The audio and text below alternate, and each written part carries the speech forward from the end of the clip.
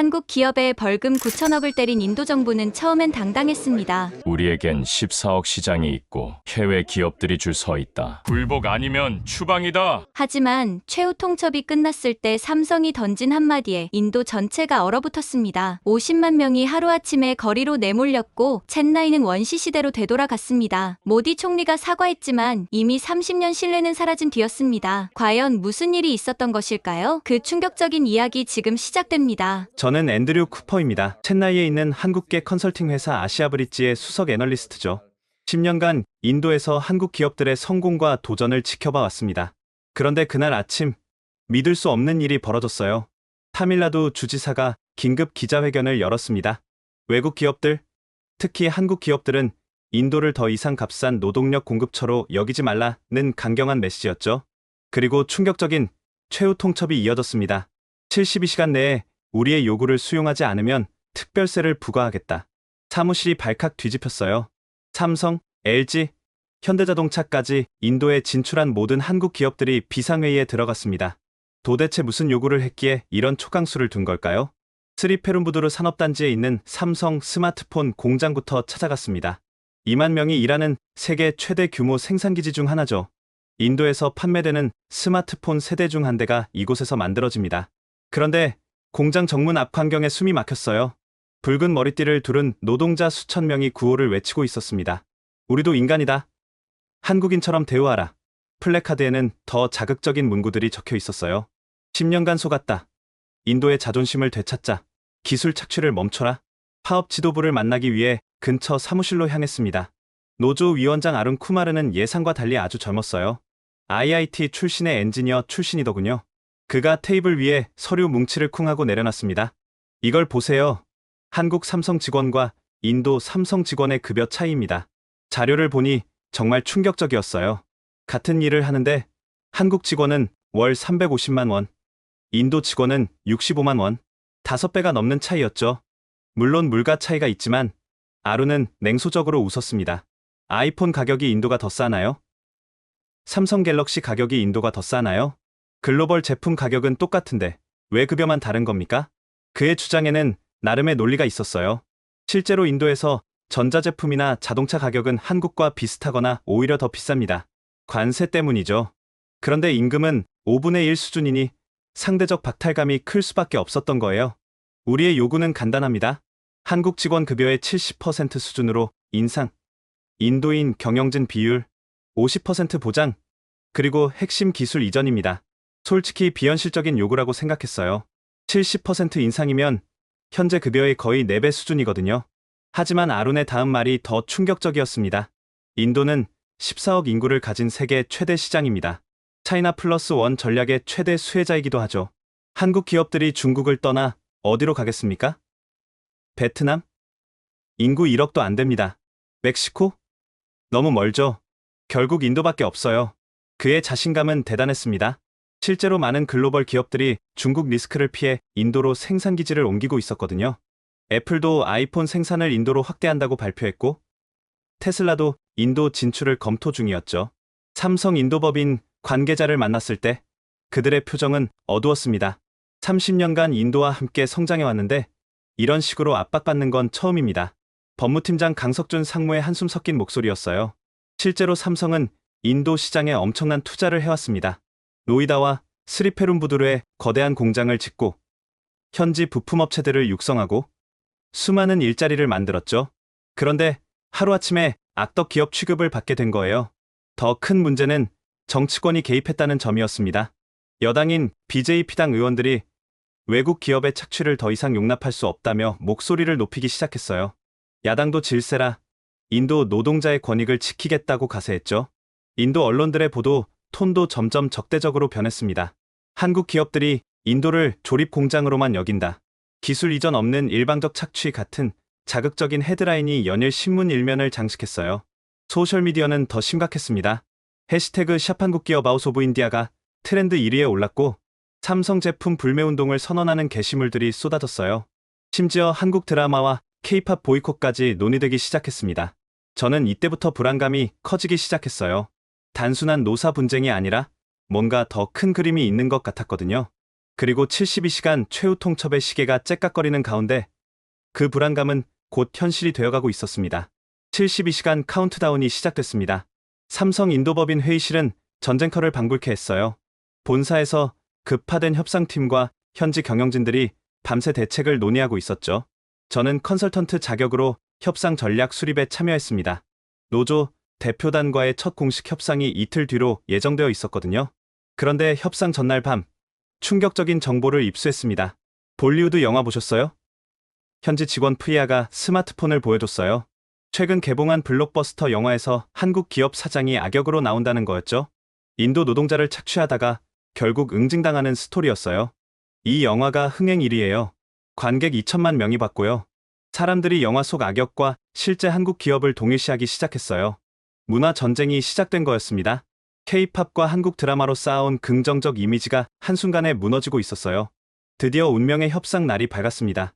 스리페룸부두르의 한 호텔 대회의장, 노조 대표 30명과 삼성 협상팀이 마주 앉았어요. 긴장감이 감돌았죠. 아룬 쿠마르가 먼저 입을 열었습니다. 우리는 단순 조립 노동자가 아닙니다. 삼성 스마트폰의 품질을 책임지는 기술자들이죠. 그런데 왜 베트남 공장 직원보다도 적게 받아야 합니까? 그가 준비해온 자료를 펼쳤어요. 베트남, 중국, 멕시코 삼성 공장의 임금 수준을 모두 조사해둔 거였죠. 인도가 가장 낮았습니다. 인도는 IT 강국입니다. 구글, 마이크로소프트의 CEO가 인도인이죠. 그런데 왜 제조업에서만 하청 취급을 받아야 합니까? 삼성 측 수석 협상가 박찬욱 전무가 조심스럽게 반박했습니다. 임금은 현지 물가와 생활 수준을 고려해 책정됩니다. 인도 내에서도 우리가 지급하는 급여는 평균보다 훨씬 높은 수준이고요. 평균? 인도 평균을 말씀하시는 건가요? 아론이 비웃었어요. 우리는 글로벌 삼성의 직원입니다. 왜 인도 평균과 비교합니까? 삼성 글로벌 평균과 비교해야죠. 협상은 평행선을 달렸습니다. 노조 측은 한치도 양보하지 않았고 삼성도 70% 인상은 불가능하다는 입장을 고수했어요. 그때 노조 부위원장 라제시가 폭탄 발언을 했습니다. 샤오미가 우리에게 제안했습니다. 삼성이 떠나면 그들이 공장을 인수하고 모든 직원을 재고용하겠다고요. 급여도 50% 인상해준다고 했습니다. 회의장이 술렁였어요. 중국 기업이 배후에 있다는 걸 대놓고 드러낸 거였죠. 그리고 화웨이도 관심을 보이고 있습니다. 5G 장비 공장을 첸나이에 세우면서 삼성 기술자들을 스카우트하겠다고 했어요. 이건 명백한 협박이었습니다. 하지만 삼성 협상팀은 침묵을 지켰어요. 박 전무는 단지 본사와 논의하겠다는 말만 반복했죠. 휴식 시간에 저는 박 전무를 따로 만났습니다. 이대로 가면 정말 위험합니다. 어느 정도는 양보를 해야 하지 않을까요? 그가 씁쓸하게 웃었어요. 양보요? 이미 많이 했습니다. 작년에도 15% 인상했고 보너스도 역대 최고로 지급했어요. 그런데 이제 와서 4배를 올려달라니요? 이건 협상이 아니라 강탈입니다. 협상이 재개됐지만 분위기는 더욱 험악해졌습니다. 노조 측이 새로운 요구사항을 추가로 내놨거든요. 한국인 주재원 숫자를 현재의 절반으로 줄이고 그 자리를 인도인으로 채워주세요. 그리고 연구개발센터를 인도에 설립해서 핵심 기술을 이전해주세요. 이건 사실상 경영권 포기를 요구하는 것이었어요. 삼성 협상팀의 얼굴이 굳어졌습니다. 그게 안 되면 우리는 무기한 파업에 들어갑니다. 그리고 타밀나두 정부는 특별세 30%를 부과할 겁니다. 아룬의 최후 통첩이었어요. 박 전무가 자리에서 일어났습니다. 오늘은 여기까지 하죠.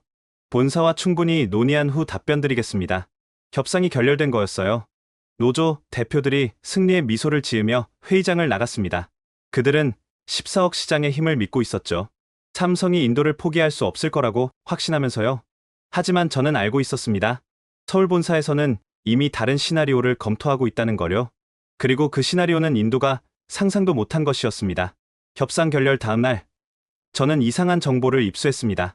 중국계 컨설팅 회사 직원이 노조 간부들과 비밀리에 만나고 있다는 제보였어요. 첸나이 시내의 한 카페. 저는 멀리서 그들을 지켜봤습니다. 중국인으로 보이는 남자가 서류 뭉치를 건네며 뭔가 열심히 설명하고 있었어요. 아룬과 라제시가 고개를 끄덕이며 듣고 있었죠. 나중에 안 사실이지만 그 서류는 한국 기업들의 기술 기밀이 담긴 것이었습니다.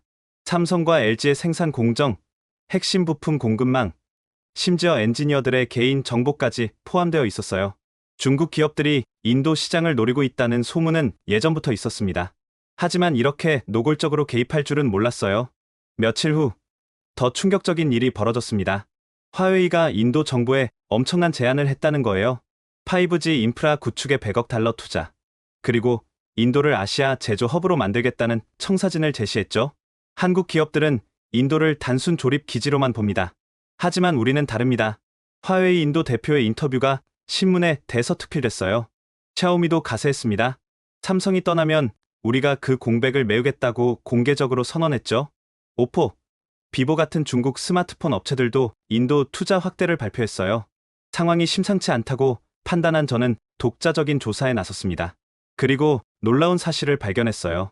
지난 6개월간 중국 기업들이 인도 정치인들에게 거액의 정치 자금을 제공했다는 정황이 포착된 거예요. 타밀나두 주정부 고위 관료들이 중국을 비밀리에 방문했고 그곳에서 모종의 거래가 있었다는 증언도 확보했습니다. 중국은 1대1로 전략의 일환으로 인도 제조업을 장악하려 합니다. 익명을 요구한 인도 정보부 관계자의 말이었어요. 한국 기업을 몰아내고 그 자리를 차지하려는 거죠. 하지만 가장 충격적인 건 따로 있었습니다. 삼성과 LG 엔지니어들에게 은밀한 스카우트 제의가 들어오고 있었던 거예요. 연봉 3배, 자녀 교육비 전액 지원, 심지어 중국 영주권까지 제시하며 유혹했습니다. 저도 제의받았어요. 삼성 공장의 한 인도인 엔지니어가 고백했습니다. 화웨이에서 연락이 왔는데 지금 연봉의 3배를 준다고 하더군요. 거절하기 힘든 조건이었죠. 실제로 몇몇 핵심 기술자들이 이미 이직을 결정했다는 소식도 들렸어요. 10년간 삼성에서 쌓은 기술과 노하우를 고스란히 중국 기업에 넘기는 셈이었죠. 더 큰 문제는 인도 언론이 이런 사실을 전혀 보도하지 않는다는 거였어요. 오히려 중국 기업을 구원자처럼 묘사하고 있었죠. 중국은 진정한 기술 이전을 약속했다. 인도를 세계의 공장으로 만들겠다는 비전을 제시했다. 이런 기사들이 연일 일면을 장식했습니다. 저는 이 정보들을 정리해서 한국 기업들에게 전달했어요. 하지만 그들의 반응은 의외로 담담했습니다. 이미 알고 있었습니다. 현대자동차 인도법인 대표가 말했어요. 중국의 개입은 예상했던 일이에요. 문제는 인도 정부가 어느 쪽을 선택하느냐죠. 그리고 며칠 후 인도 정부의 선택이 명확해졌습니다. 모디 총리가 직접 나선 거였어요. 델리의 비즈니스 스탠더드 경제 포럼. 모디 총리가 단상에 올랐습니다. 전 세계 언론이 주목하는 가운데 그는 폭탄 선언을 했어요. 메이크 인 인디아 이점형을 선언합니다. 인도는 더 이상 조립 공장이 아닙니다. 우리는 설계하고 개발하고 생산하는 진정한 제조 강국이 될 것입니다. 구체적인 정책들이 발표됐어요. 외국 기업의 현지화 비율 70% 의무화, 핵심 기술 이전 없으면 사업 허가 취소, 인도인 경영진 비율 최소 50% 보장. 사실상 한국 기업들을 겨냥한 규제였죠. 외국 기업들이 인도를 존중하지 않는다면 우리도 그들을 필요로 하지 않습니다. 14억 인구의 거대한 내수 시장은 우리의 무기입니다. 연설이 끝나자 인도 기업인들은 기립박수를 쳤어요. 하지만 외국 기업 대표들의 얼굴은 창백했죠. 특히 한국 기업들은 직격탄을 맞은 셈이었습니다. 삼성 인도법인 긴급회의가 소집됐어요.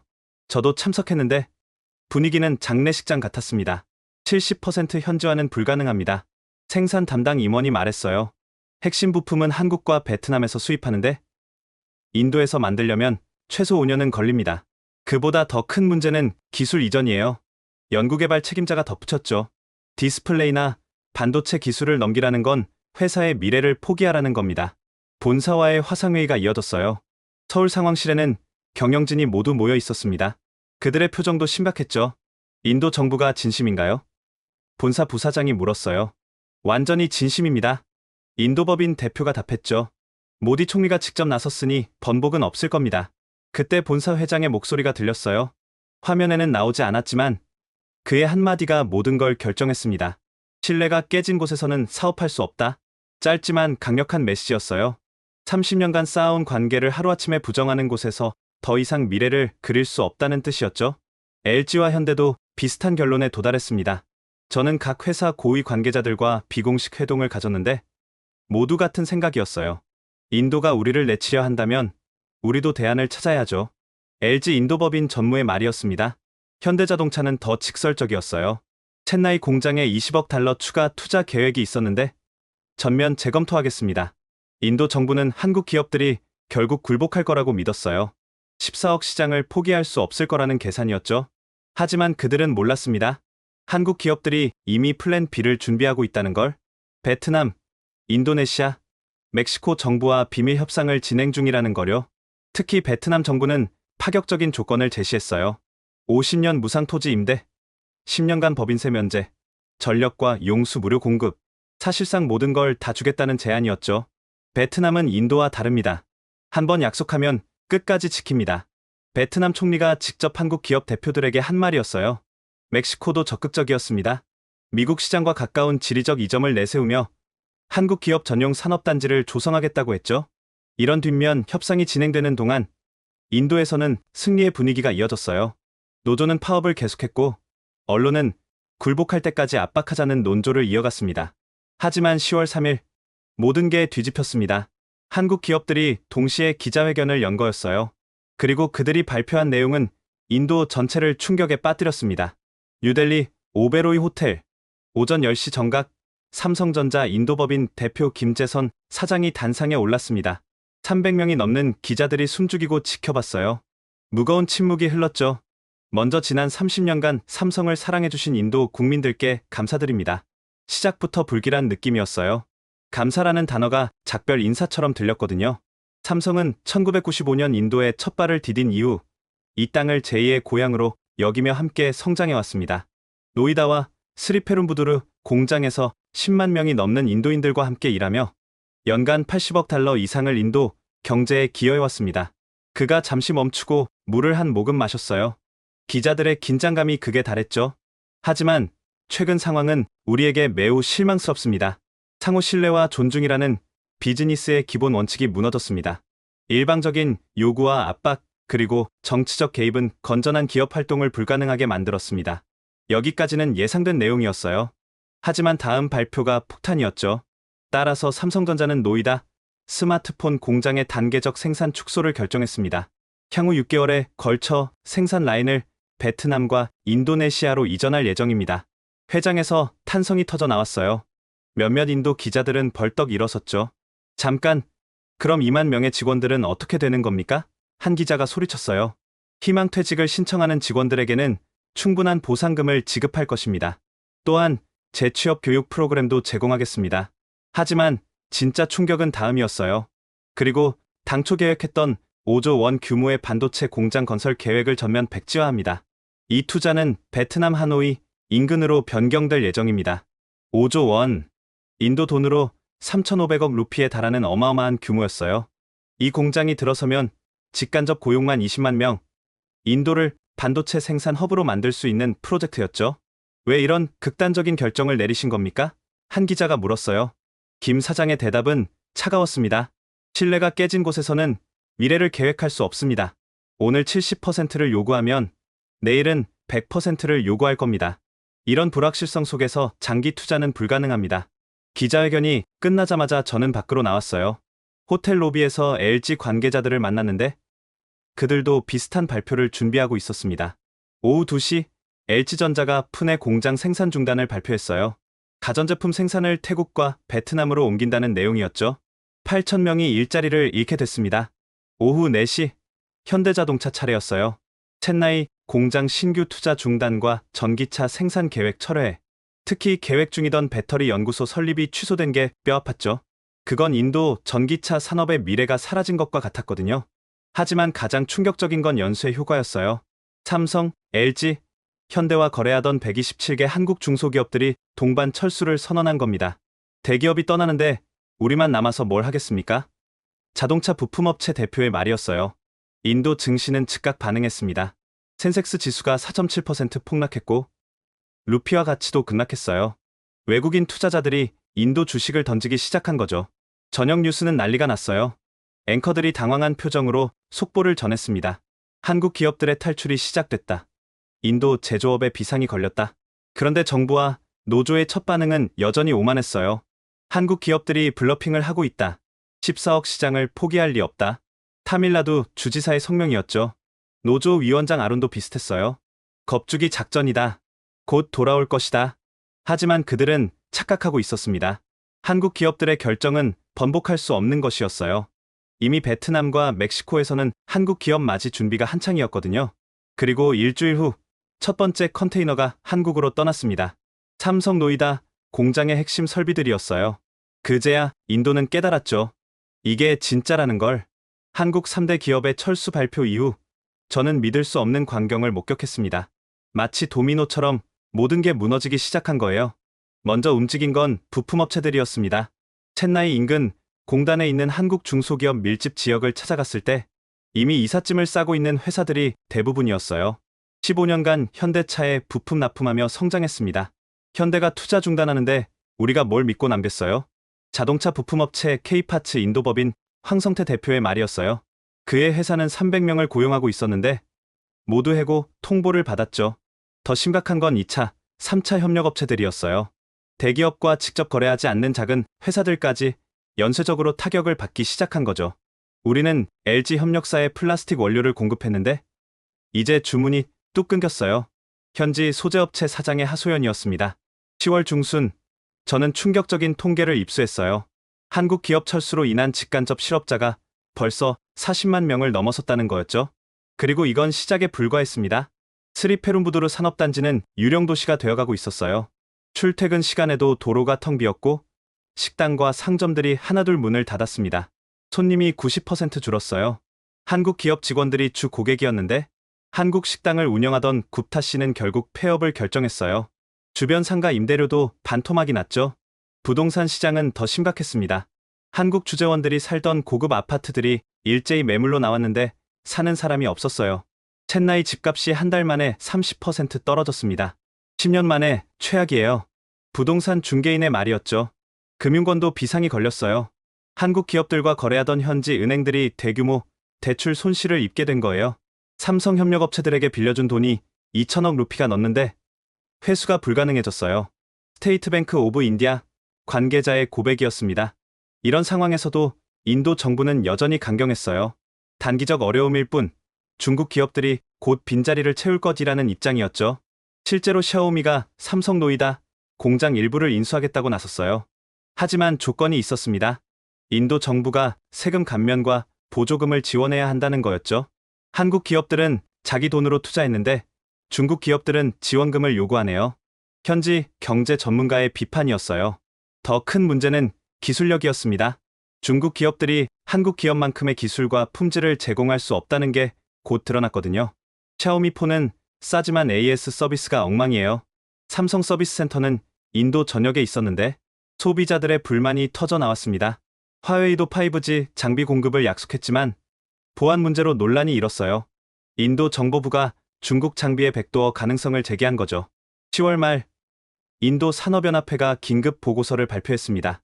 한국 기업 철수로 인한 경제 손실이 연간 GDP의 0.8%에 달한다는 내용이었어요. 이건 단순한 기업 철수가 아니다. 인도 제조업 생태계 자체가 붕괴하고 있다. 보고서의 결론이었죠. 하지만 가장 뼈아픈 건 미래 투자 기회의 상실이었어요. 한국 기업들이 인도에 계획했던 프로젝트들이 모두 다른 나라로 가버린 거니까요. 그제야 일부 정치인들이 위기를 인정하기 시작했어요. 하지만 이미 늦었죠. 11월에 첸나이, 한때 인도의 디트로이트라 불리던 이 도시가 처참하게 변해 있었습니다. 저는 매일 거리로 나가 상황을 기록했어요. 볼 때마다 가슴이 아팠죠. 스리페룸부두르 산업단지 정문. 예전엔 출근하는 직원들로 북적였는데 이제는 경비원 몇 명만 서 있었어요. 거대한 삼성 공장 건물이 텅 비어 있었죠. 2달 전만 해도 2만 명이 여기서 일했어요. 지금은 장비 철거하는 인부 100명뿐입니다. 경비원 라마찬드란의 목소리에는 슬픔이 묻어났어요. 그도 곧 일자리를 잃을 예정이었죠. 공장 앞 도로변에는 실직자들이 천막을 치고 농성 중이었습니다. 우리를 버리지 마라. 삼성 컴백 같은 플래카드가 걸려 있었어요. 저는 10년간 삼성에서 일했습니다. 이제 뭘 해야 할지 모르겠어요. 42살 엔지니어 수레 씨는 눈물을 글썽였어요. 두 아이 학비와 주택 대출금을 걱정하는 그의 모습이 안타까웠죠. 더 충격적인 건 연수의 효과였어요. 한국 기업 직원들을 상대로 장사하던 수많은 자영업자들이 파산 위기에 몰렸거든요. 한국 직원들이 매일 와서 커피 마시고 점심 먹었는데 이제 하루 매출이 10분의 1로 줄었어요. 카페 주인 프리앙카는 다음 달 폐업한다고 했어요. 그녀처럼 문 닫는 가게가 하루에도 수십 개씩 생겨났죠. 부동산 시장은 완전히 얼어붙었습니다. 저는 한국 주재원들이 살던 아파트 단지를 방문했는데 80%가 비어 있었어요. 6개월 전엔 대기자가 100명이었는데 지금은 월세를 절반으로 깎아도 세입자가 없어요. 건물주 쿠마르 씨는 대출금을 못 갚아 경매 위기라고 했죠. 첸나이 전체 부동산 가격이 40% 하락했습니다. 학교들도 타격을 받았어요. 한국국제학교는 학생 수가 10분의 1로 줄어 폐교를 검토 중이었고 한국어를 가르치던 학원들도 줄줄이 문을 닫았죠. 3년간 한국어 배워서 삼성 취업하려 했는데 이제 다 무용지물이 됐어요. 대학생 안 한 데의 절망적인 표정을 잊을 수 없어요. 그처럼 한국 기업 취업을 꿈꾸던 수만 명의 젊은이들이 미래를 잃었죠. 병원들도 위기였습니다. 한국 기업들이 직원 의료보험을 지원했는데 그게 끊기면서 수입이 급감한 거예요. 매출이 60% 줄었어요. 의사와 간호사 절반을 해고해야 합니다. 아폴로 병원 첸나이 지점장의 고백이었죠. 가장 비참한 건 하청업체 노동자들이었어요. 대기업 직원들은 그나마 퇴직금이라도 받았지만 이들은 하루아침에 길거리로 내몰렸거든요. 일용직이라 아무 보상도 못 받았어요. 내일 먹을 쌀도 없습니다. 청소 용역업체 직원 칸나는 가족 5명을 먹여 살려야 하는데 수입이 완전히 끊겼다고 했어요. 11월 15일 첸나이 시청 앞에서 대규모 시위가 벌어졌습니다. 실직자 5만 명이 모여 정부의 대책을 요구한 거예요. 정부가 한국 기업 쫓아내더니 이제 우리는 어떻게 살라는 거냐? 시위대의 분노는 하늘을 찔렀어요. 일부는 폭력 시위로 번져 경찰과 충돌하기도 했죠. 타밀나두 주정부는 긴급 실업 대책을 발표했지만 역부족이었어요. 월 5천 루피 실업 수당으로는 생활이 불가능했거든요. 애들 학원 끊고 집도 작은 곳으로 이사했어요. 그래도 생활비가 모자라요. 전직 현대차 직원 라비의 가족은 하루 2끼로 줄였다고 했어요.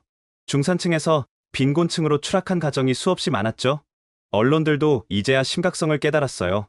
첸나이 경제 비상사태, 50만 실업대란 같은 헤드라인이 연일 일면을 장식했죠. 하지만 가장 뼈아픈 건 젊은이들의 미래가 사라졌다는 거였어요. 한국 기업들이 운영하던 기술 교육 프로그램, 인턴십, 해외 연수 기회가 모두 없어진 거니까요. 삼성 SDS 아카데미에서 소프트웨어 교육받고 있었는데 갑자기 폐쇄됐어요. 이제 어디서 배우죠? 공대생 카르틱의 질문에 저는 답할 수 없었어요. 첸나이는 더 이상 기회의 도시가 아니었습니다. 인도의 디트로이트는 이제 인도의 러스트벨트가 되어가고 있었죠. 11월 말 극적인 반전이 일어났습니다. 파업을 주도했던 노조가 결국 무릎을 꿇은 거예요. 삼성 공장 정문 앞 천막 농성 50일째 노조 위원장 아룬 쿠마르가 기자들 앞에 섰습니다. 그의 얼굴은 초췌했고 자신감 넘치던 눈빛은 사라져 있었어요. 우리가 잘못했습니다. 14억 시장만 믿고 너무 나갔습니다. 삼성과 한국 기업들에게 공개 사과합니다. 그가 고개를 숙이자 뒤에 있던 노조원 수천 명이 일제히 무릎을 꿇었어요. 정말 충격적인 광경이었죠. 급여, 인상 요구를 철회합니다. 예전 조건 그대로 일하겠습니다. 제발 돌아와 주세요. 아룬의 목소리는 떨리고 있었어요. 불과 2달 전 한국 기업 없어도 된다고 외치던 사람과는 완전히 달랐죠. 부위원장 라제 씨도 울먹이며 말했어요. 우리 때문에 50만 명이 일자리를 잃었습니다. 가족들에게 면목이 없어요. 실제로 파업 주도자들은 엄청난 압박을 받고 있었어요. 실직자들이 그들을 원망하며 집까지 찾아와 항의했거든요. 너희들이 잘난 척하다가 우리 모두를 망쳤다. 한 실직자가 아룬의 멱살을 잡기도 했죠. 저는 아룬을 따로 만나 속내를 들어봤습니다. 중국 기업들이 처음엔 좋은 조건을 제시했어요. 하지만 막상 한국 기업이 떠나니 태도가 완전히 바뀌었죠. 오히려 더 나쁜 조건을 제시하더군요. 그는 샤오미가 제시한 급여가 삼성의 절반 수준이었다고 고백했어요. 중국 기업들은 시장을 장악한 후 더 가혹한 조건을 내걸었던 거죠. 우리가 속은 겁니다. 중국 기업들은 한국 기업을 몰아내는 데만 관심이 있었어요. 노조의 항복에도 불구하고 한국 기업들의 반응은 차가웠어요. 이미 베트남과 멕시코로 이전이 진행 중이었거든요. 삼성 인도법인은 짧은 성명만 발표했습니다. 신뢰 회복에는 시간이 필요하다. 당분간 현재 계획을 유지하겠다. 절망한 노동자들은 더 극단적인 행동에 나섰어요. 일부는 단식 투쟁에 들어갔고 심지어 분신을 시도하는 사람도 있었죠. 삼성이 돌아올 때까지 먹지 않겠다. 10년차 직원 무르가는 단식 7일째 쓰러져 병원에 실려갔어요. 이런 비극적 상황에 인도 사회도 분위기가 바뀌기 시작했어요. 한국 기업을 비난하던 언론들이 노조와 정부를 비판하기 시작한 거죠. 노조의 과도한 요구가 모든 걸 망쳤다. 정부의 포퓰리즘이 경제를 파탄냈다. 이런 기사들이 나오기 시작했어요. 특히 젊은 세대의 분노가 컸습니다. 소셜미디어에는 노조 지도부를 비난하는 글이 쏟아졌죠. 우리의 미래를 도둑맞았다. 아룬 쿠마르는 책임져라. 대학생들이 노조 사무실 앞에서 항해 시위를 벌이기도 했어요. 아룬은 결국 노조 위원장직을 사퇴했습니다. 모든 책임은 저에게 있습니다. 용서를 구합니다. 하지만 이미 엎질러진 물이었어요. 한국 기업들이 쌓아온 30년 신뢰가 2달 만에 완전히 무너진 거니까요. 가장 안타까운 건 평범한 노동자들이었어요. 그들은 단지 더 나은 대우를 원했을 뿐인데 지도부의 과욕과 정치적 이용 때문에 모든 걸 잃게 된 거죠. 우린 그저 한국 직원들처럼 인정받고 싶었어요. 이렇게 될 줄은 정말 몰랐습니다. 전직 삼성 직원 고팔의 눈물 어린 고백이 가슴을 아프게 했어요. 노조의 항복은 너무 늦었고 대가는 너무 컸습니다. 12월, 저는 충격적인 문서를 입수했습니다. 한국 기업들이 인도에 계획했던 미래 프로젝트들의 청사진이었어요. 그걸 보면서 인도가 무엇을 잃었는지 실감했죠. 먼저 삼성의 계획입니다. 첸나이 인근에 5조 원 규모 반도체 공장을 짓기로 했었어요. 인도 최초의 첨단 반도체 생산시설이 될 예정이었죠. 이 공장이 완성되면 인도는 반도체 생산국 클럽에 들어가는 겁니다. 삼성 반도체 부문 임원이 했던 말이에요. 직접 고용 1만 명, 간접 고용 10만 명, 연간 생산액 100억 달러. 인도를 아시아 반도체 허브로 만들 수 있는 프로젝트였죠. 더 놀라운 건 기술 이전 계획이었어요. 삼성은 인도 공과대학들과 산학협력을 통해 현재 엔지니어를 양성할 계획이었거든요. 10년 안에 인도 엔지니어들이 독자적으로 반도체를 설계할 수 있게 만들겠다는 비전이 있었죠. 하지만 이제 그 꿈은 베트남으로 갔습니다. 하노이 인근에 똑같은 규모의 공장이 들어서고 있어요. 현대자동차의 계획은 더 야심찼습니다. 첸나이를 전기차 생산 거점으로 만들려 했거든요. 2030년까지 연간 50만 대 전기차 생산, 배터리 공장과 충전 인프라까지 구축하는 마스터 플랜이었어요. 현대차 인도법인 기획팀장의 설명이었죠. 특히 배터리 연구소가 핵심이었어요. LG에너지솔루션과 합작으로 세계 최대 규모 배터리 공장을 짓기로 했었거든요. 인도의 풍부한 리튬 자원을 활용해 배터리 원가를 30% 낮출 수 있었어요. 이 프로젝트가 성공했다면 인도는 전기차 시대의 중심이 될 수 있었죠. 하지만 그 기회도 날아갔습니다. LG의 계획도 인상적이었어요. 인도를 가전제품 수출 기지로 만들려 했거든요. 중동, 아프리카, 동남아 시장을 겨냥한 생산기지였어요. 연간 수출 50억 달러가 목표였죠. LG는 현지 스타트업들과 협력해 스마트홈 생태계를 구축할 계획도 있었어요. 인도의 IT 인력을 활용한 혁신 프로젝트였죠. 한국 중소기업들의 계획도 있었어요. 127개 기업이 인도의 클러스터를 조성하기로 했었거든요. 부품 국산화율 80% 달성이 목표였어요. 인도를 글로벌 제조업 공급망의 핵심으로 만들 계획이었죠. 이 모든 프로젝트의 총 투자 규모는 200억 달러, 우리 돈으로 26조 원에 달했습니다. 더 안타까운 건 이미 진행 중이던 프로젝트들이 중단된 거예요. 삼성은 인도 청년 10만 명을 교육하는 삼성 이노베이션 캠퍼스를 운영 중이었는데 이것도 중단됐죠.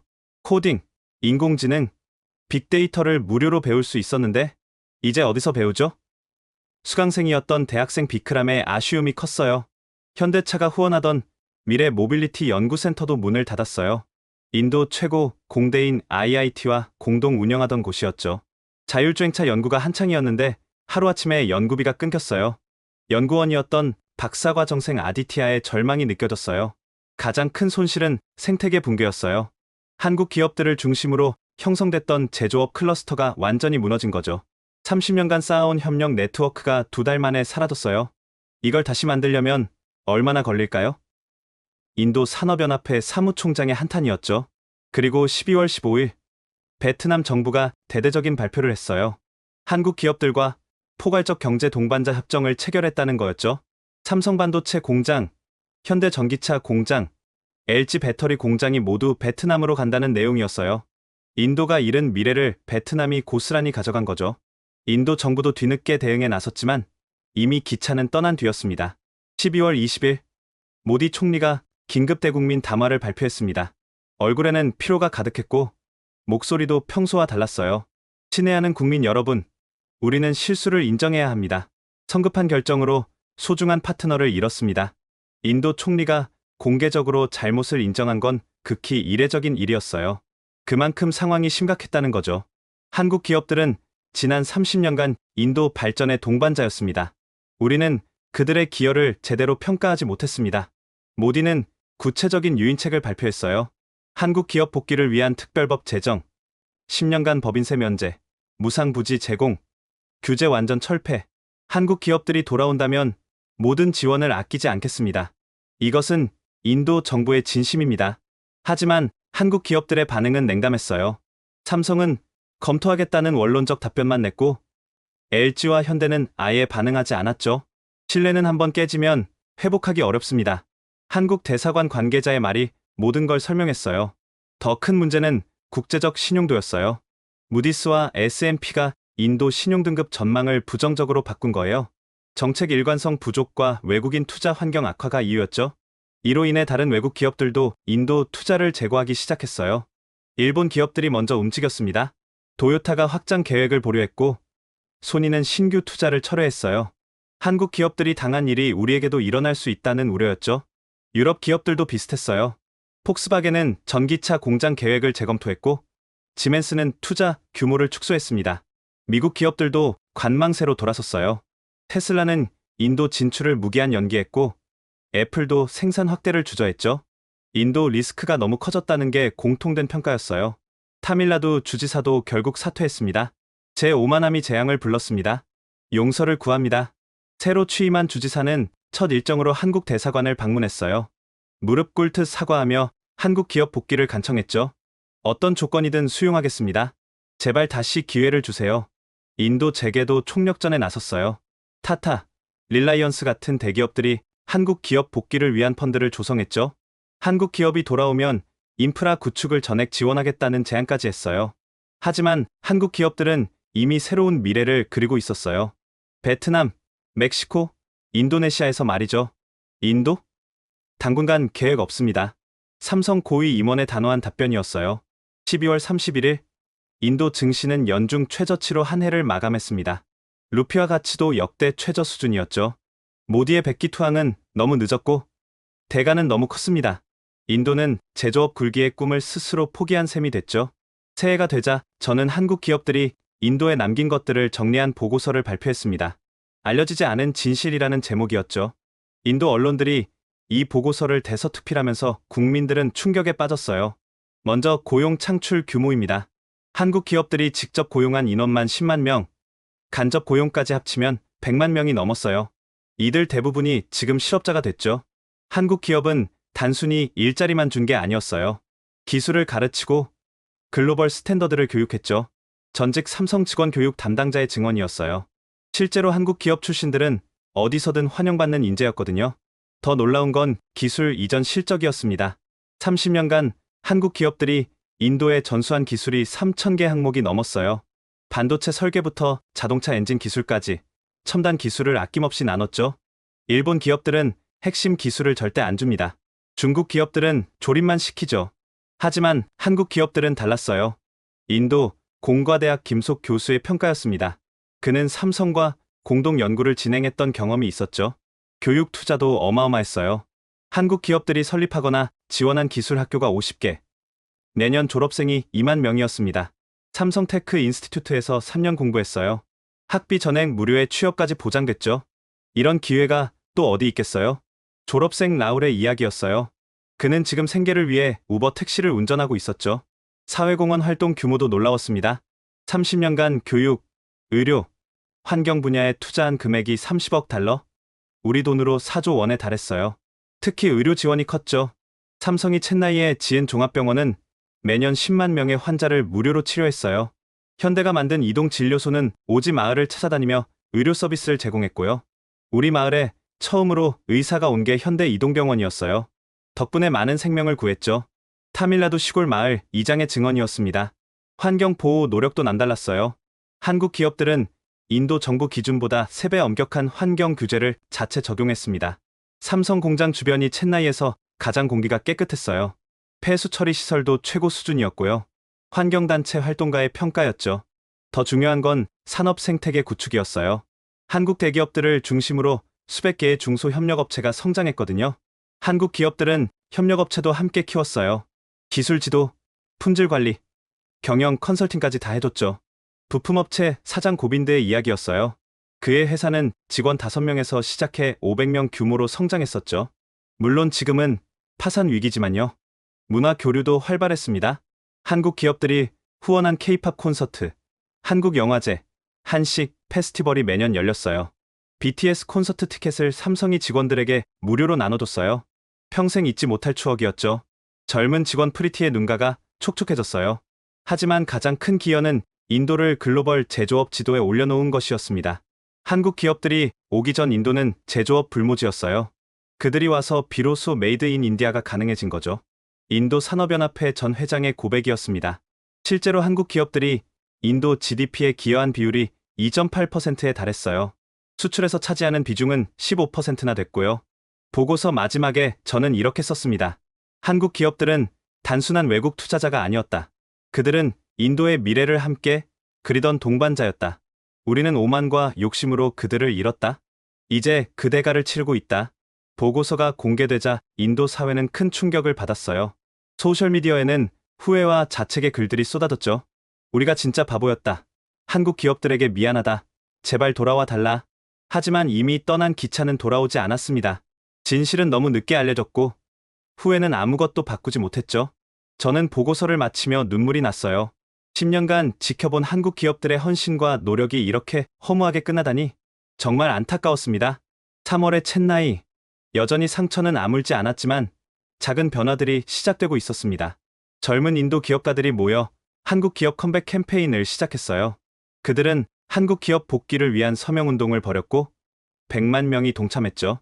우리가 잃은 건 단순한 공장이 아니었습니다. 미래를 함께 만들어갈 파트너를 잃은 거예요. 캠페인을 주도한 스타트업 대표 아르준의 말이었어요.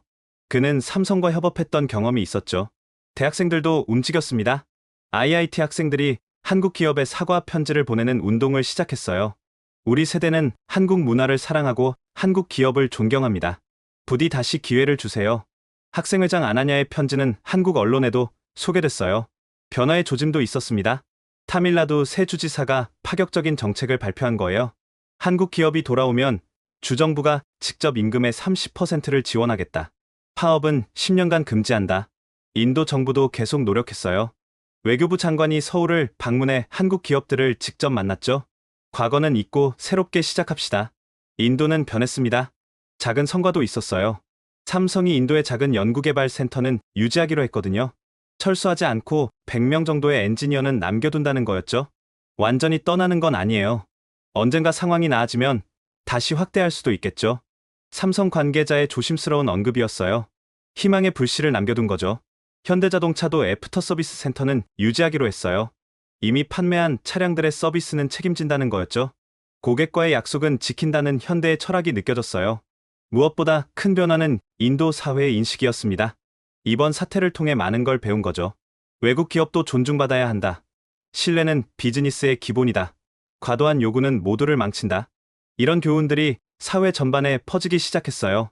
일부 한국 중소기업들이 조심스럽게 복귀를 타진하기도 했어요. 위험은 크지만 기회도 있다고 판단한 거죠. 인도 시장을 완전히 포기할 순 없어요.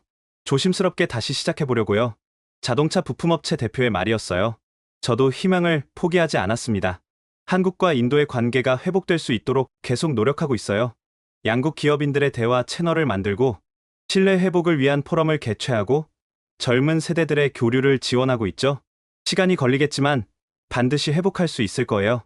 30년 우정이 그렇게 쉽게 끝날 순 없으니까요. 최근 긍정적인 신호도 있었어요. 삼성이 인도 시장 상황을 지속적으로 모니터링하겠다고 밝힌 거예요. 완전한 철수는 아니라는 뜻이죠. 인도가 진정으로 변한다면 우리도 다시 갈 수 있을 겁니다. 삼성 임원의 말에서 희망을 봤어요. 저는 믿습니다. 언젠가 한국 기업들이 다시 인도로 돌아올 거라고. 그때는 서로를 진정으로 존중하는 파트너가 될 거라고. 그날을 위해 저는 오늘도 챗나이에서 다리를 놓고 있습니다.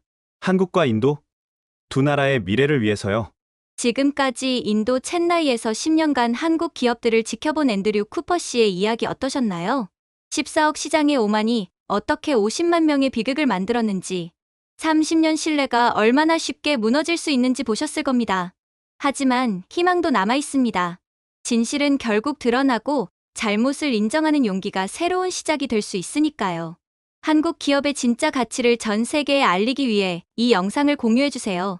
그리고 여러분의 생각을 댓글로 들려주세요. 구독과 좋아요도 잊지 마시고요. 다음에도 더 놀라운 이야기로 찾아뵙겠습니다. 지금까지 감동편지함이었습니다. 감사합니다.